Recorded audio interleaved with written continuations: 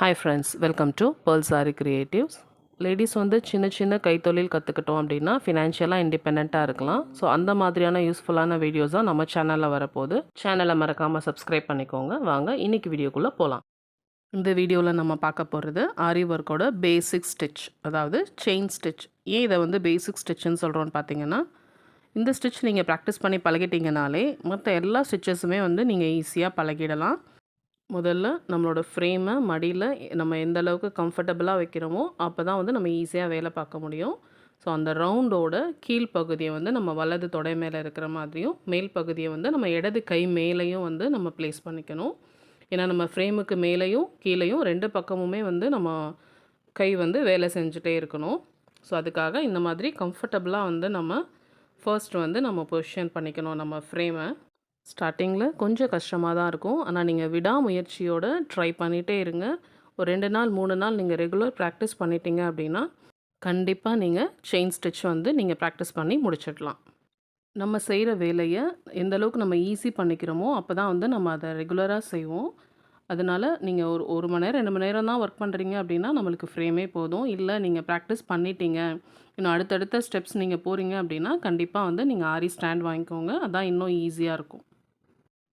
So next வந்து நம்ம stitches போடுறதுக்கு என்ன த்ரெட் வந்து பிகினர்ஸ் வந்து யூஸ் பண்ணலான்னு பார்க்கலாம். நான் 3 விதமான த்ரெட் வந்து நம்ம இன்ட்ரொடக்ஷன் வீடியோவில் சொல்லியிருந்தேன். So normal, chewing thread, silk thread and zari thread, 3 thread சொல்லியிருந்தேன். ஸோ பிகினர்ஸாக இருக்கிறவங்க முதல்ல வந்து நார்மல் சூயிங் த்ரெட்டில் வந்து ப்ராக்டிஸ் பண்ணுங்கள்.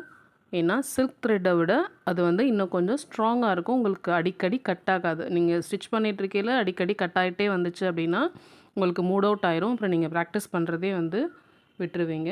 ஸோ சில்க் த்ரெட் இந்த அளவுக்கு ரொம்பவே டெலிகேட்டாக இருக்கும். ஒரு மாதிரி நூலெல்லாம் ஈஸியாக பிரிஞ்சுட்டு வந்துடும். ஸோ சில்க் த்ரெட்டு கம்பேர் பண்ணையில் நீங்கள் நார்மல் சூயிங் த்ரெட் வந்து இன்னும் வந்து நம்மளுக்கு ஸ்ட்ராங்காக இருக்கும். ஸோ உங்களோட பிகினர்ஸ் வந்து நீங்கள் ஃபர்ஸ்ட் வந்து நீங்கள் நார்மல் சூயிங் த்ரெட்லேயே ப்ராக்டிஸ் பண்ணுங்கள். ஏன் வந்து ஜரி த்ரெட்டில் ப்ராக்டிஸ் பண்ணக்கூடாது அப்படின்னு கேட்டிங்கன்னா, ஜரி த்ரெட்டில் உங்களுக்கு ஸ்டிச்சஸ் போடுறது கொஞ்சம் ஈஸியாக தான் இருக்கும். ஆனால் நீங்கள் ஆரம்பத்துலேயே நீங்கள் ஜரி த்ரெட்டில் போட்டிங்கன்னா உங்களுக்கு சில்க் த்ரெட்டில் போடுறது ரொம்ப கஷ்டமாக தெரியும். நீங்கள் நார்மல் சூயிங் த்ரெட்டில் போட்டிங்க அப்படின்னா சில்க் த்ரெட் வந்து ஓரளவுக்கு கொஞ்சம் உங்களுக்கு வந்து ஈஸியாக இருக்கும். ஸோ எப்போவுமே வந்து ஃபர்ஸ்ட் வந்து நார்மல் சூயிங் த்ரெட்டில் போடுங்க, அப்புறம் ஜரி த்ரெட்டில் போடுங்க, அப்புறமா சில்க் த்ரெட்டில் போடுங்க. ஸோ இந்த ஆர்டரில் நீங்கள் ப்ராக்டிஸ் பண்ணிங்க அப்படின்னா உங்களுக்கு எல்லா த்ரெட்லேயுமே வந்து ஈஸியாக வந்து உங்களுக்கு வந்து ஸ்டிச்சஸ் வந்து ப்ராக்டிஸ் ஆகிடும். நெக்ஸ்ட் வந்து நீடில் பற்றி பார்க்க போகிறோம். ஸோ நீடில் வந்து நம்ம பிகினர்ஸ்க்கு வந்து டுலிப் பிராண்டில் 14 நம்பரும் 24 நம்பரும் வந்து சொல்லியிருந்தோம். 14 நம்பர் வந்து நம்ம த்ரெட்டெல்லாம் ஸ்டிச் பண்ணுறதுக்கு யூஸ் பண்ணிக்கலாம். 24 நம்பர் வந்து நம்ம பீட் ஸ்டிச் பண்ண வந்து யூஸ் பண்ணிக்கலாம். இன்னும் வந்து இதில் அயன் நீடில், உட்டன் நீடில்னு நிறைய இருக்குது. ஸோ அதெல்லாம் அடுத்தடுத்த வீடியோஸில் வந்து நம்ம பார்க்கலாம். பிகினர்ஸ்க்கு பெஸ்ட் எதுன்னு பார்த்தீங்கன்னா இந்த டுலிப் பிராண்ட் நீடில் மட்டும்தான்.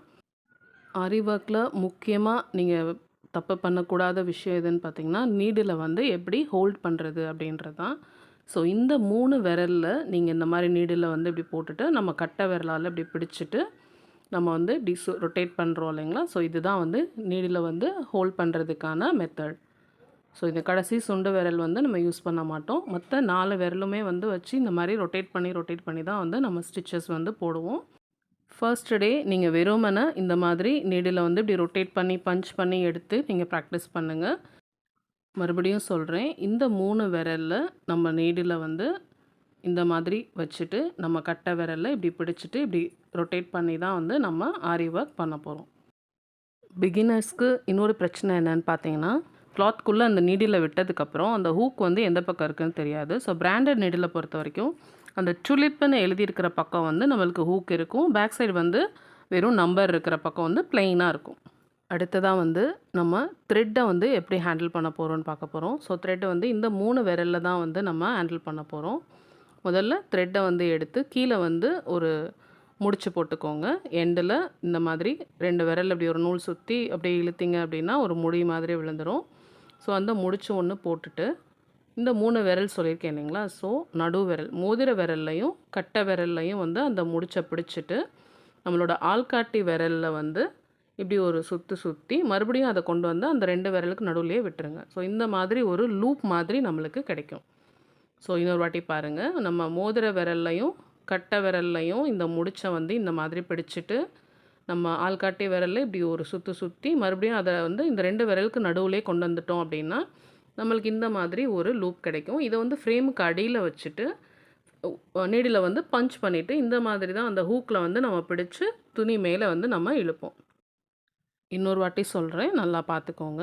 இந்த 2 விரலுக்கும் நடுவில் இந்த முடிச்சு நம்ம இந்த மாதிரி பிடிச்சிட்டு மேலே ஆள்காட்டி விரலில் வந்து இந்த மாதிரி ஒரு சுற்றி மறுபடியும் இந்த 2 விரலுக்கு நடுவுலேயே அதை கொண்டு வந்துட்டோம் அப்படின்னா நம்மளுக்கு இந்த மாதிரி ஒரு லூப் மாதிரி கிடைக்கும். முதல்ல நம்ம ஃப்ரேமுக்கு அடியில், அதாவது பேக் சைடு வந்து என்ன ஆக்ஷன் வருதுன்னு பார்த்துடலாம். ஸோ இதை வந்து அப்படியே ஃப்ரேமுக்கு கீழே கொண்டு போயிட்டு நம்ம மேலேருந்து நீடில் பஞ்ச் பண்ணி பேக் சைடு வந்து இந்த மாதிரி அந்த ஹூக்கில் வந்து இதை மாட்டிட்டு இழுத்தோம் அப்படின்னா நம்மளோட அந்த நாட் வந்து போய் லாக் ஆகிட்டு நம்ம கையில் ஒரே ஒரு நூல் மட்டும் இருக்கும். ஸோ அடுத்து நம்ம நீடில் பஞ்ச் பண்ணையில் இந்த மாதிரி அந்த நீடில் வந்து ஒரு வாட்டி நூலை இப்படி சுற்றி விட்டோம் அப்படின்னா அந்த ஹூக்கில் மாட்டிட்டு நமக்கு மேலே இழுத்துட்டு வரும். ஸோ நல்லா பாருங்கள், பஞ்ச் பண்ணி அதில் அப்படியே சுற்றினோம் அப்படின்னா மேலே கொண்டு போயிடும். பஞ்ச் பண்ணுறோம், சுற்றுறோம், அப்படியே மேலே ரொட்டேட் பண்ணி எடுக்கிறோம். ஸோ நம்ம மேல் பக்கமாக வரையில் வந்து நம்மளோட நீடில் வந்து எப்படி ரொட்டேட் பண்ணணும் அப்படின்றத நான் சொல்கிறேன். இது வந்து நம்ம பேக் சைடு வந்து என்ன ஆக்ஷன் வரும்ன்றதை வந்து நீங்கள் பார்த்துக்கோங்க. நீடில் பஞ்ச் பண்ணுறோம், அந்த ஹூக்கில் வந்து இதை வந்து அப்படியே மாட்டி விடுறோம். அப்படியே இழுக்கையில் வந்து நமக்கு மேலே வந்து அந்த நூல் வந்து ஸ்டிச்சஸ் ஆகி மேலே அப்படியே வந்துடும். இப்போ மேலே வந்து நம்ம என்ன பண்ண போகிறோம், அதாவது ஃப்ரேமுக்கு மேலே வந்து நம்ம எப்படி ஸ்டிச் பண்ண போகிறோம்னு பார்த்தீங்கன்னா, நம்ம வந்து எந்த டைரெக்ஷனில் நம்ம ஸ்டிச்சஸ் இருக்கோ அந்த டைரெக்ஷனை நோக்கி வந்து நம்மளோட ஹூக் போர்ஷன் இருக்கணும். அது ஹூக் சைடு வந்து டுலிப்னு எழுதியிருக்கும், அதோட பேக் சைடு வந்து நம்மளுக்கு வெறும் நம்பர் மட்டும் இருக்கும். ஸோ முதல்ல அதை வந்து நீங்கள் பிகினர்ஸ் வந்து நோட்டீஸ் பண்ணிக்கோங்க. ஏன்னா ஃப்ரேமுக்கு கீழே போயிடுச்சு அப்படின்னா உங்களுக்கு எந்த பக்கம் ஹூக் இருக்குதுன்னு தெரியாது. ஸோ அந்த ஹூக்கில் வந்து கீழே இருக்க நூலை நீங்கள் மாட்டி விட்டிங்கன்னா தான் உங்களுக்கு வந்து அதை எடுக்க முடியும். அதனால் டுலிப்னு எழுதியிருக்கிற பக்கம் ஹூக் இருக்கும். அதனால் நீங்கள் நீடில் பஞ்ச் பண்ணிவிட்டு அந்த டுலிப் வந்து எந்த பக்கம் இருக்குதுன்னு பார்த்துட்டு எந்த டைரெக்ஷனில் நீங்கள் ஸ்டிச் பண்ணுறீங்களோ அந்த டைரெக்ஷனை வந்து அந்த ஹூக் வந்து பார்த்து போகணும். இன்னொரு விஷயம் வந்து என்ன பார்க்கணுன்னு பார்த்தீங்கன்னா, நீங்கள் நீடில் பஞ்ச் பண்ணி ஸ்டிச் பண்ணையில் வந்து நீங்கள் நீடில் வந்து இந்த மாதிரி மற்ற டைரெக்ஷன்ஸ்லலாம் போகாமல் செங்குத்தாக 90 டிகிரிஸில் தான் வந்து நீங்கள் நீடில் வந்து ஹேண்டில் பண்ணணும். அப்போ தான் உங்களுக்கு ஸ்டிச்சஸ் வந்து ஈஸியாக வரும்.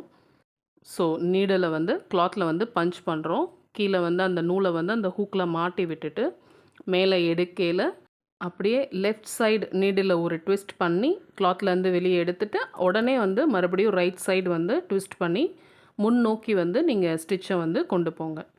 மறுபடியும் சொல்கிறேன், நம்ம நீடில் வந்து கிளாத்தில் பஞ்ச் பண்ணுறோம், கீழே வந்து ஹூக்கில் வந்து அந்த நூலை மாட்டி விடுறோம், மேலே எடுக்கையில் அந்த நூலும் ஊசியும் துணியும் டச் ஆகும் பாருங்கள்.